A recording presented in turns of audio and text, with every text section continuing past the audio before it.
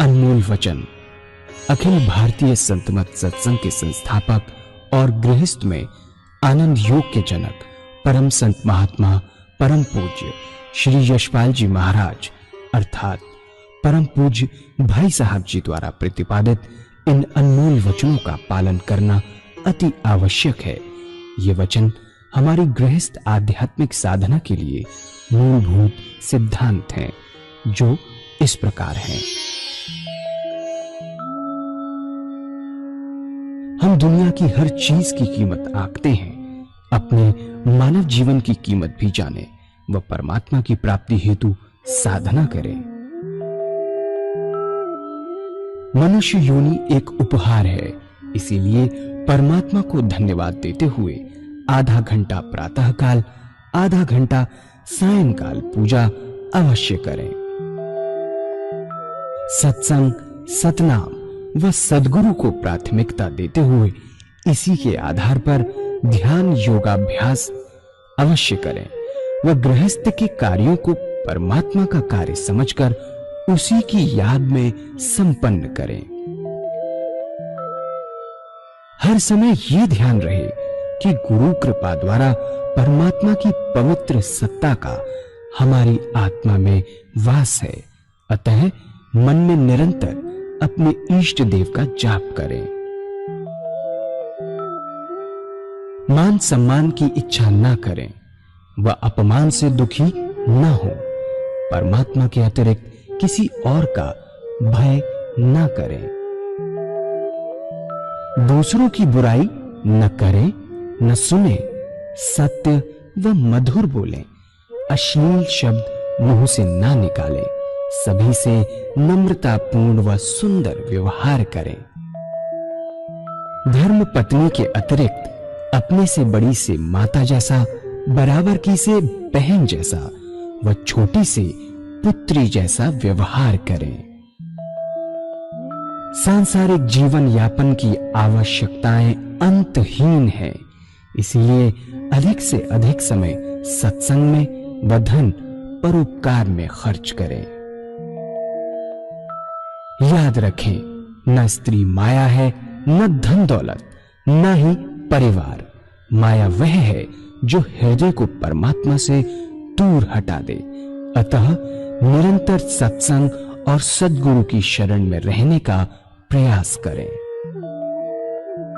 भोजन अपने इष्ट को अर्पण कर प्रसाद रूप में परमात्मा की याद में करें। रात्रि में सोने से पहले अच्छे बुरे कार्यों का आत्मनिरीक्षण कर उसका समुचित पश्चाताप करते हुए ध्यान करें व प्रभु की गहरी याद में ही विश्राम करें। परमात्मा तू ही है, तेरी इच्छा पूर्ण हो।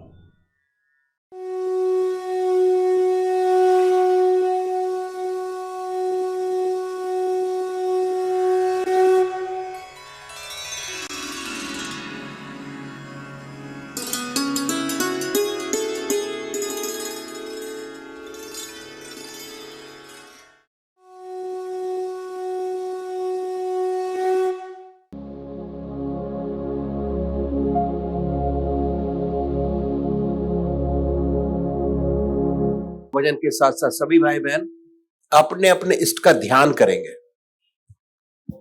ध्यान कैसे करेंगे आप सबको मालूम है कैसे किया जाता है। यह निश्चित करना है कि परमात्मा की कौन सी मूर्त, कौन सी सूरत, कौन सी शक्ल, कौन सा नाम आपको सबसे ज्यादा प्यारा लगता है। प्रेम प्यार चुनिए अपने आप, किसी गाइड के पास जाने की जरूरत नहीं है इसके लिए कि घर के अंदर वो काम करते हैं जो हमारी आत्मा को अच्छा लगता है।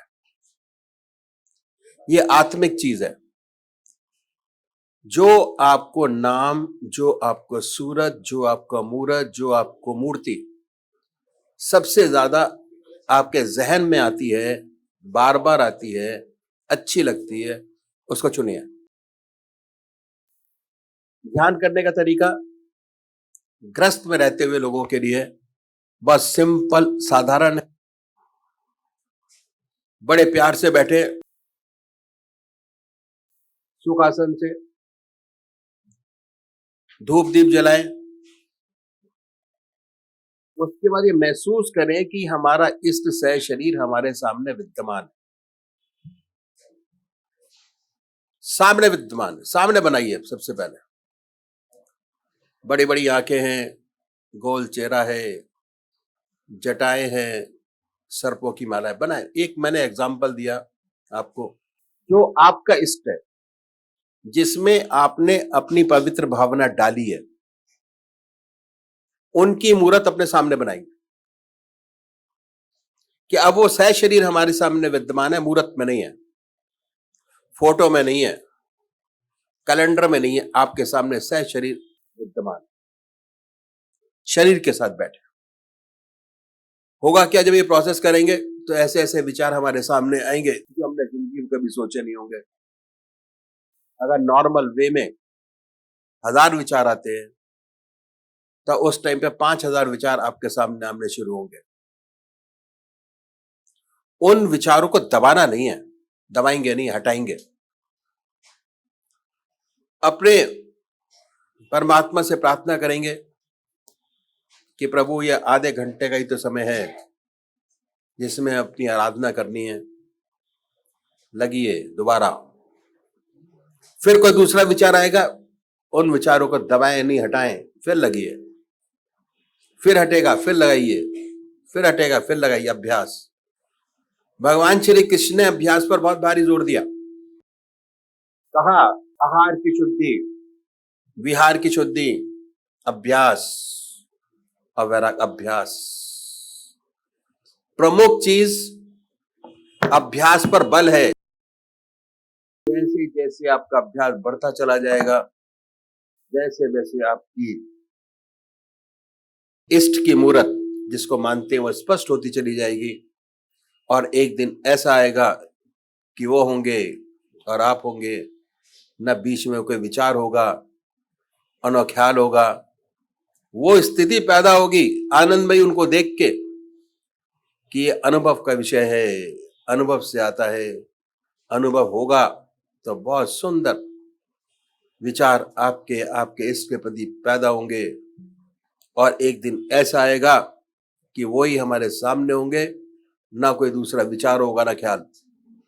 दूसरे वो भाई है जो निराकार भगवान के उपासक है, परमात्मा की मूर्ति को नहीं मानते हैं, नाम को पकड़े। जो नाम आपको सबसे ज्यादा अच्छा लगता है उसको पकड़िए, जो रह रह के आपके दिमाग के अंदर आता है। और बाकी सारी चीजें वही हैं। दिल की हर धड़कन पर उस नाम को सुने कि हमारे हृदय से वो नाम निकल रहा है और हम सुन रहे हैं। तो अभी एक भजन होगा और भजन के साथ साथ सभी भाई बहन अपने अपने इष्ट का ध्यान करेंगे। जो तरीका मैंने बताया इस तरीके से करिए, या आपका अपना कोई तरीका है तो उस तरीके से करें। ये ध्यान का समय है, ध्यान किया जाए। अब सौंप दिया इस जीवन का सब भार तुम्हारे हाथों में। अब सौंप दिया इस जीवन का सब भार तुम्हारे हाथों में। है जीत तुम्हारे हाथों में, है हार तुम्हारे हाथों में। अब सौंप दिया इस जीवन का सब भार तुम्हारे हाथों में। मेरा निश्चय है एक यही, एक बार तुझे पा जाऊं मैं। मेरा निश्चय है एक यही एक बार तुझे पा जाऊं मैं, अर्पण कर दूं जगती भर का सब प्यार तुम्हारे हाथों में। अब सौंप दिया इस जीवन का सब भार तुम्हारे हाथों में। अब सौंप दिया इस जीवन का सब भार तुम्हारे हाथों में।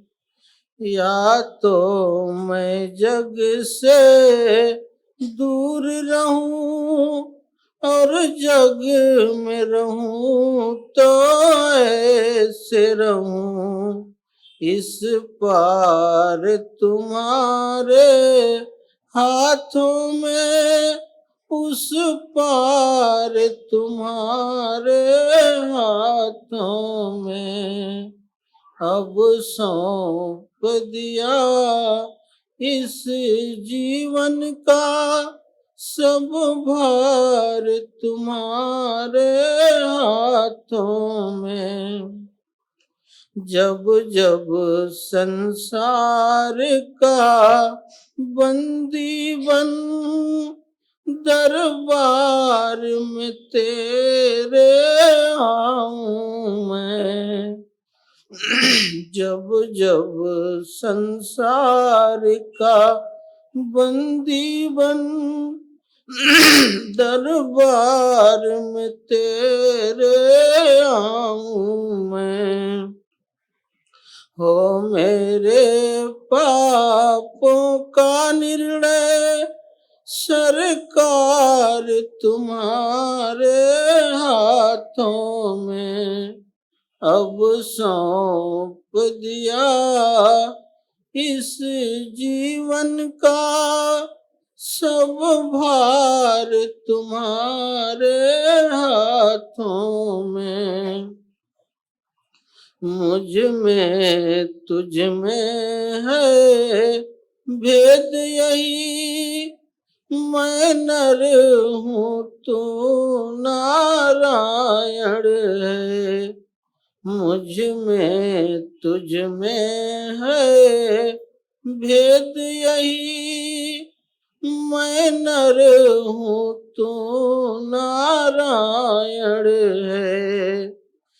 मैं हूँ संसार के हाथों में, संसार तुम्हारे हाथों में।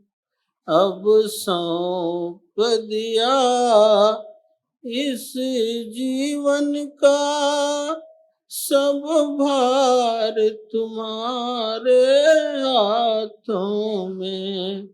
अब सौंप दिया इस जीवन का सब भार तुम्हारे हाथों में।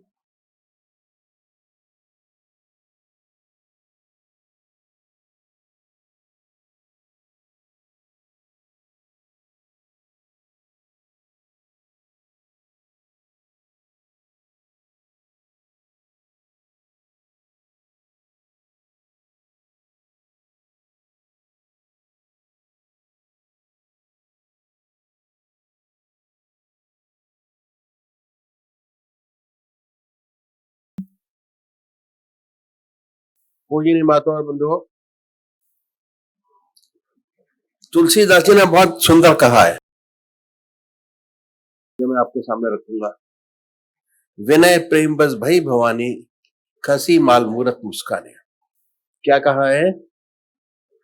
विनय प्रेम बस भई भवानी, खसी माल मूरत मुस्काने। तुलसीदास जी ने पूजा करने का बहुत सुंदर वर्णन किया है।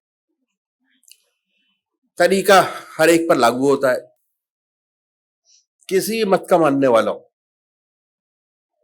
किसी भी धर्म का अनुयायी हो, अपने धर्म के मत पर चलते हुए बहुत आराम से कर सकता है। कहा है, विनय प्रेम बस भई भवानी, खसी माल मूरत मुस्कानी। पूजा के लिए दो विशेष गुण उन्होंने कहे, पहला विनय और दूसरा प्रेम। जब तक ये दो गुण अपने अंदर पैदा नहीं होते, तब तक सच्ची भक्ति प्राप्त नहीं होती। दो गुण बहुत जरूरी है, और ना सच्ची पूजा बनती है, दोनों ही चीजें होती है। न भक्ति है, न विश्वास होता है, न पूजा बनती है, कुछ नहीं होता। विनय ऐसा सुंदर गुण है जो दूसरे के हृदय को अपनी ओर आकर्षित करता है। ये विनय की परिभाषा है। विनयशील मनुष्य दूसरे के हृदय को अपनी ओर आकर्षित कर लेता है, यही विनय की महत्ता है। गीता में भगवान कृष्ण ने बहुत सुंदर बात कही है, बहुत सुंदर बात कही उन्होंने, कि अगर आप ब्रह्म ज्ञान चाहते हैं, ये जो हमारा जो सिलसिला है, ये ब्रह्म ज्ञान का सिलसिला है, प्रवचन का सिलसिला है ही नहीं। करिए और रिजल्ट पाइए। अगर ज्ञान प्राप्त करना है तो गीता पढ़िए, रामायण पढ़िए, और अगर भक्ति प्राप्त करनी है और साधना करनी है, जो लिखा है वो अपने पर उतारना है, तो हमारे सत्संग से बढ़कर और कोई दूसरा स्थान नहीं है दुनिया के अंदर। हमारे महाराज जी कहा करते थे, और बहुत सुंदर बात कहते थे, कि करोड़ों रुपया खर्च करने के बाद भी अगर आपको आनंद आ जाए तो उसकी कोई कीमत नहीं है, करोड़ों रुपयों की। यहां बैठ के वो आनंद आता है, और बहुत आराम से। तो उन्होंने क्या कहा कि ऐसे व्यक्तियों के पास जाए जिन्हें ज्ञान प्राप्त है, जो ब्रह्म ज्ञानी है, उनकी सेवा छल कपट छोड़ के करें। देखिए, दो चीज कही, छल और कपट छोड़कर सच्चे भाव से अगर आप सत्संग के अंदर आएंगे, सत्संग की सेवा करेंगे, आपको बहुत लाभ होगा। छोड़कर करें तो वे ज्ञान आपके हृदय में उड़ेल देंगे। ये हृदय का ज्ञान है, किताबी ज्ञान नहीं। अगर किताबी ज्ञान होता तो भगवान श्री कृष्ण ने कहा होता कि गीता पढ़ लो, ब्रह्म ज्ञानी हो जाओगे। ये हृदय का ज्ञान है, हृदय से आता है। संतों का हृदय निरंतर परमात्मा की याद में लगा रहता है, यही संत की परिभाषा है। संत वह है जिसका हृदय निरंतर भगवान की याद में डूबा रहता है, चलते फिरते, खाते पीते, सोते जागते, निरंतर ईश्वर की याद उसके हृदय में बनी रहती है। उसे कोई गरज नहीं कि आपकी तरफ देखे, आपकी तारीफ करे। वह तो अपने प्रभु में लगा हुआ है। उसका हृदय अपने मालिक के कुल में लगा है। अगर आप चाहते हैं कि आपके हृदय में वही प्रेम जागृत हो जाए परमात्मा के प्रति, आपका हृदय निरंतर ईश्वर की याद में डूबा रहे, तो आपको ऐसे संत का हृदय अपनी ओर खींचना होगा। जब उसकी प्रेम भरी दृष्टि ऐसे सुपात हृदय पर पड़ेगी, वह हृदय भी प्रेम से भर जाएगा। उसके हृदय में भी प्रभु की निरंतर याद जारी हो जाएगी। जो आपके गाइड के मन के अंदर है, वो आपके अंदर आना शुरू हो जाएगा। जैसे उसको देखेंगे वैसे ही आचरण करेंगे उसके साथ। तो कहीं भी जाए, विनय से जाए, अपने हृदय को खाली करके जाए, जरूर महक जाएगा आपका हृदय।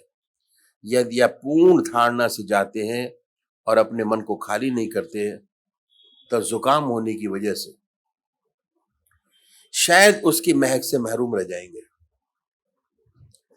पता ही लगेगा कि आप कहां बैठे हैं, क्या कर रहे हैं। पहली बात विनय है जहां विनय है वही भक्ति मिलती है, भक्ति प्राप्त होती है। विनय से सच्चा भक्त अपने मालिक के सामने सदैव झुका रहता है। पहला गुण पूजा का है विनय, और दूसरा है प्रेम। विनय हो गया, और दूसरा गुण है प्रेम। प्रेम से जाते अपने मन को खाली नहीं करते। तो ये है प्रेम, बड़ा छोटा शब्द है, 2.5 अक्षर का बना है, लेकिन बड़े महत्व का है। बिना प्रेम के परमात्मा नहीं मिलता। काय राम ही केवल प्रेम प्यारा, जान लही जो जानन हारा। प्रेम से परमात्मा की प्राप्ति होती है। प्रेम के 5 गुण है, वो क्या है? प्रेम का पहला गुण है अदब, दूसरा गुण है लज्जा शर्म और हया, तीसरा गुण है विश्वास, चौथा गुण है संतोष, और 5वां गुण है त्याग और इसार। इन 5 गुणों में अपने प्रेम को कस कर देखें कि कितना प्रेम परमात्मा से है, और उसके अनुसार आपको कितनी कृपा, रहमत उसकी, ब्रजधार, कृपाधार आपको प्राप्त हो रही है। जितना आपका आपके इष्ट से प्रेम होगा, उतनी कृपाधार आप उसकी महसूस करेंगे। पहला गुण है अदब। अदब एक अनूठा शब्द है, संतों की परिभाषा है। किसी दूसरी भाषा में ऐसा शब्द शायद ही मिल पाए, बड़ी मुश्किल से मिलेगा। अदब के मायने हम अनुशासन या डिसिप्लिन से नहीं कर सकते, न कर सकते हैं, न कह सकते हैं। डिसिप्लिन तो कई तरीके का होता है। एक डिसिप्लिन है जो डंडे का से आता है, वह नहीं है। ये डिसिप्लिन प्रेम का डिसिप्लिन है।